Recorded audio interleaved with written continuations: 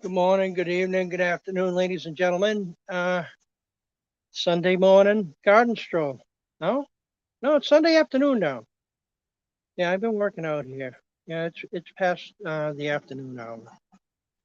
So anyhow, I'm gonna start here where I had done some composting, and I used the swimming pool technique that I had showed loading up a swimming pool before, where I cut the bottom out of the swimming pools. Here's a couple from this stack. There was actually three stacked. And then I put my bigger organic material like sticks and bark mulch, stuff like that at the bottom.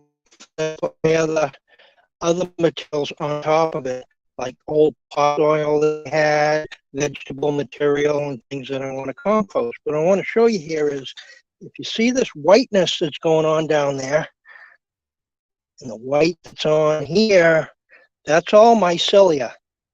And mycelia is white rot wood fungus. And it's part of nature, it breaks down the woody materials. And it's a good thing. So this is nice, healthy compost going on here. Unfortunately, I didn't put down a barrier underneath, and I have tons of root structure in here from adjoining weeds and grass that grew around this over the course of the springtime. So when I move this, and I am going to move it to a different location, I think, and I'm going to have to put weed barrier under it. Nice heavy weed barrier material that will drain and not get swampy, but make it so these weeds won't come inside and load their root system up. I've been screening out of this pile today, and this is what's left over. This is the larger material that is not yet broken down. And plus all the roots. The roots actually will be more composting material in the next batch. So it's not a total loss by having roots grow into it. It's just a nuisance doing the screening. So over here I got my screen machine that I made, and I was using this.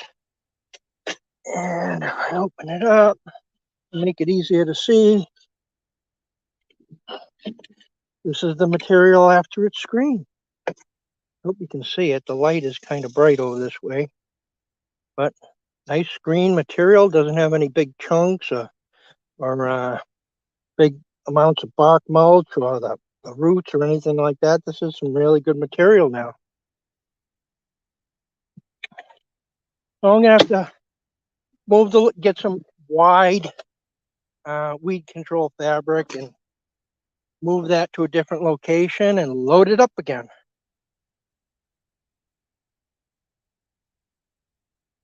Oh, I think I had a pause here.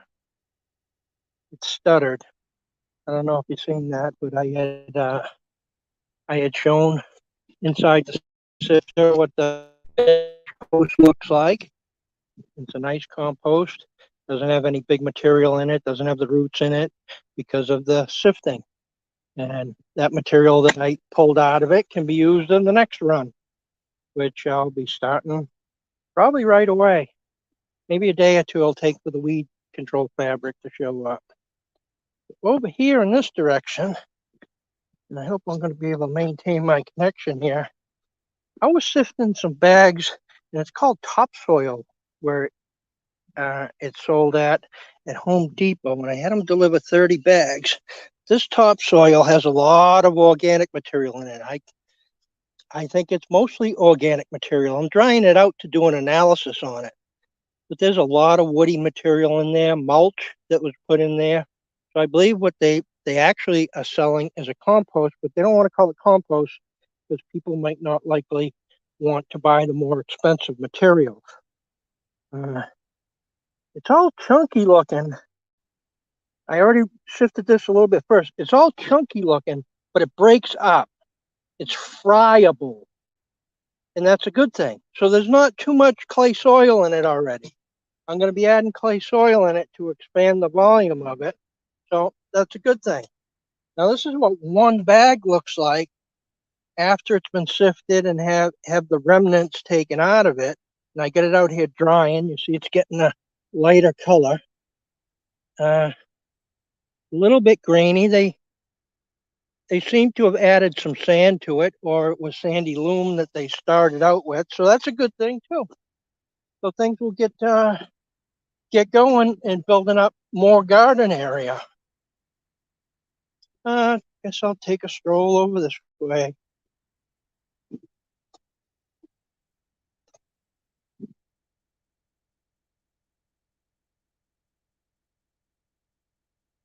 Over here is the onion bed that I made, and I'm not sure what's going to be the end result of this year, because it was pretty hot when I planted them, and a lot of the smaller seedlings, the tops died off. But that doesn't mean that the bulbs won't start growing again, the little bulbs, because that's the same way sets are are grown and sold, where they're small onions that are grown, then they're pulled and they're allowed to dry out. So they may come back, but I put grass clipping mulch in here, and I'll just be more careful next year to get these in the ground earlier in the season when it's cooler out and there's not 90 to 100-degree weather going on.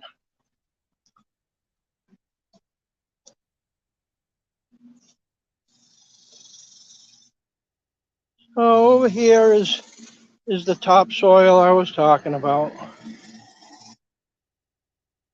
And that's what I had on that screener on the top of the wheelbarrow. And this is pretty good material. It comes from Old Castle Lawn and Garden, Atlanta, Georgia. Or at least that's where their office is, anyhow. The post office box.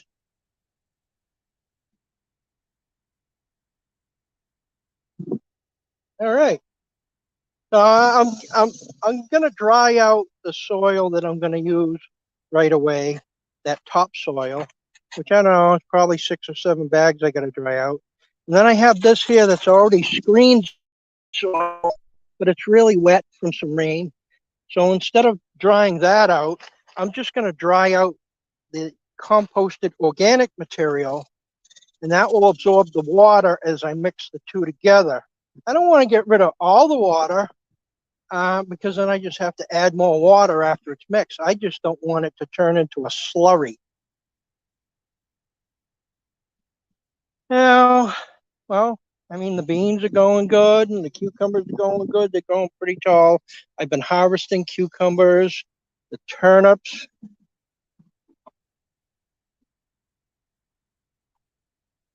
The turnips are going along pretty good.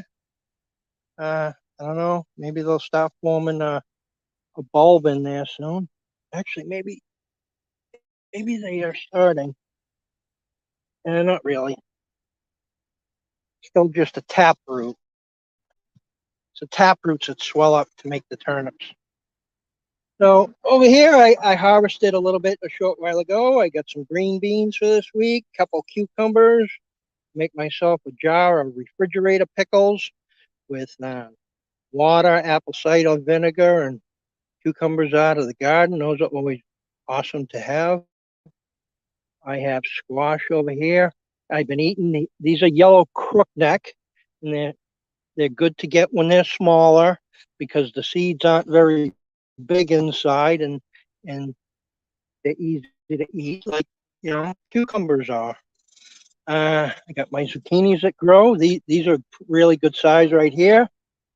Unless I'm gonna stuff them, this is probably the maximum size I'd want these to grow. But if I get any that grow bigger, because often there's one that's hidden, two that's hidden, and then what ends up happening is they get discovered. They camouflage from the leaves. I mean, look how big the plants get. Plants get really big. So you'd be amazed at how big of a zucchini can hide in one of these plants. But yeah, things are going good. Uh, Cucumbers are going up a storm. Heck, I've eaten 6 or 8 of them since the last video that I made. Put myself a little barbecue out here so I can do a little grilling. Build some hamburgers. Some pork on that so far. My broccoli. My broccoli got nailed by the rain that was going on here. That's okay. There's at least 20 or so in there that are still good. If the weather remains good throughout this week, I'll be able to get some of those in the ground. Well, probably able to get all of the plants that are left in there in the ground. I'm starting to get another area ready right here. I got rid of the grass and weeds that are over here, and I bought this planting box that's 3 feet by 6 feet. It has 8 compartments to it. And those 10-gallon grow bags that I have, they fit right inside, and they have a bit of a space around the perimeter of it, which is good because I can put my soil mixture with the compost in the planting pot, set it in, and put just a native soil, which has a lot of clay to it, around it.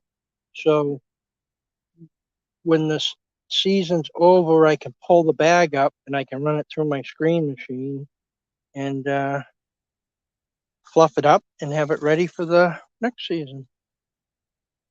Should work out good. Winter squash are coming along here pretty good. I had to tie them up on the fence a couple times this past week. There's quite a few flowers going on.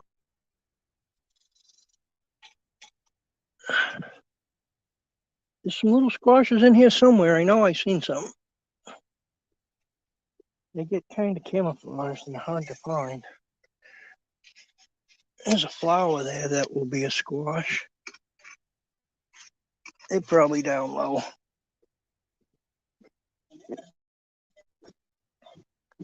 I got my pak choi Chinese cabbage here, which most of them survived through the rainstorm. I can still was only supposed to take 45 days. I think I got a failure going on over here. And I think so. I think these are just weeds that are growing. That's where I made the carrot tabs, where I put the carrot tabs inside paper towels, thinking that would help germinate them and make it easy to plant. And I think it's going to be marked as a failure. And over here, my sweet potatoes are growing pretty good. They're getting up there. Had to tie them off a bunch of times. I had to plant another one down here because this other one wasn't doing too good. I think something might have ate the top off of it. So I pinched off the top. And as long as you pinch down and you pinch down past this right here, right there where it comes out, that's where a root's going to come out and start growing another vine. So if you get at least one of them, a couple of them's even better, and you just pinch off the top, you poke it in the ground and keep it moist, it'll grow more vine, which will grow more potato. Tomatoes are growing up a storm here. There's some tomatoes around here. There's a little tomato in here. I don't really know if you're able to see at that angle that I'm putting it. There's some tomatoes in here. Down in here. Yeah, there's a whole lot of tomatoes that are on the plants already. There's a batch of tomatoes right there. A bunch. Another bunch. There's a lot of tomatoes that are on the plants already. Yeah, some of these plants are really big. And they're setting flowers and setting fruit. Growing just big tomato plants is no good if you're not getting fruit on it. I mean, this kind of fruit, heck, there's 1, 2, 3, 4, 5, 6, 7 on that. A couple of them have already set. And there's tons of them. I'm going to be giving away tomatoes all over the darn place. Anyhow, I just thought I'd put this online for posterity. And anybody that's watching this or has watched this, I'll see you all around. Bye-bye.